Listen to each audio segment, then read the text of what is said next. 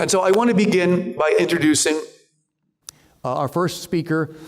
And once again, when something historic happens, it's appropriate to identify it as such.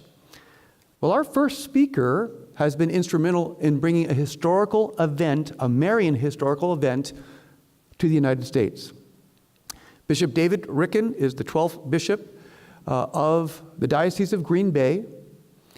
He was educated in Rome, in Louvain, as well as in the United States, receiving degrees in canon law and in theology. He began as the Bishop of Cheyenne and then became Bishop of Green Bay. He was also raised to the episcopacy by Pope St. John Paul II, and I know it's true because he took off his episcopal ring and showed me the insignia of the Holy Father on the inside. So we have documentable evidence that he was indeed raised to the episcopacy. I say this truly from my heart. Bishop Ricken is commonly known as Our Lady's Bishop. Now why? It's remarkable. Because as he said at dinner last night, he simply refuses her nothing. And the Blessed Mother doesn't have so many people that she can use, knowing that they will always say yes. So living consecration, like Bishop Ricken does, means he's busy for Our Lady. He's busy saying yes often.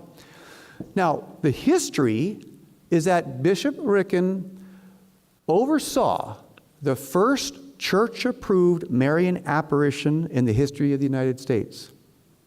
And that's a momentous accomplishment. And he has come, and as so many of you, at least our speakers, are risking hurricane. And again, we're going to keep, every day we have a holy hour, we will have the rosary. We want to keep in mind deeply the people who are facing the hurricane as we are now speaking about Our Lady and the remedy for things like natural disaster and war and degeneration.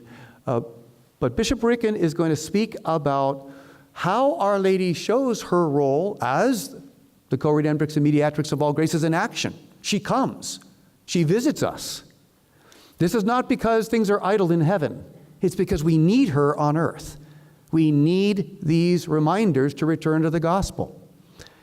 And so to have the very first Marian apparition approved by the church in our country is a remarkable feat, and as Bishop Ricken probably will not say, caused great personal suffering on his part, because that's always the way of serving Our Lady. There will always be suffering and then a historic victory. So without further ado, I want to introduce Our Lady's Bishop, Bishop David Ricken of Green Bay.